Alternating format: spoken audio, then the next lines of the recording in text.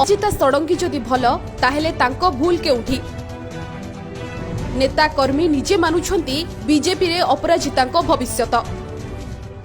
ताहेले काहेकि करागला नाही तांको कोर कमिटीर सदस्य कौन रहिछि बीजेपी रो हिडन एजेंडा आगकू अपराजितांको मुख्यमंत्री प्रोजेक्ट करिदेबो कि गैरिक दल अपराजिता षडंगी को नै बीजेपी कैंप रे भिन्न एक चर्चा हेउछि निकटरे तांको राज्य बीजेपी कोर कमिटी रु बाद दे दिया जायछि अवश्य पूर्वरु एही जातीय दलर राज्य यूनिट गुडी करे कोर कमिटीर कन्सेप्ट नथिला जेपी नड्डा दलर राष्ट्रीय अध्यक्ष दायित्व नेबा परे प्रथम थर पई आंध्र और ओडिशा लागि दुईटी कोर कमिटी गठन करा जायछि तबे अन्य सीनियर नेता एवं राष्ट्रीय प्रवक्ता को एथिरे शामिल करा जायथिले सुद्धा अपराजितांकु न नेबा पछरे भिन्न एक कहानी रहितिबा एबे आलोचना हेउछि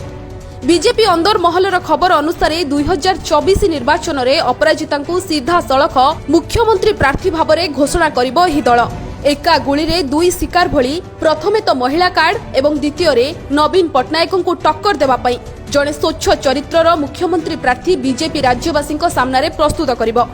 महिला होइतिबा कारणरू बीजेडी अपराजितांक विरोध में आक्रमणात्मक आभिमुख्य रखिले एहा सरकारी दल पई बुमेरांग होई पारे बोली आलोचना हेउछि आईएएस चाकरी छाड़ी 3 वर्ष हेला अपराजिता बीजेपी रे शामिल होइछंती जणे सांसद होइथिले सुद्धा राष्ट्रीय स्तर रे तांको दबदबा रहिछि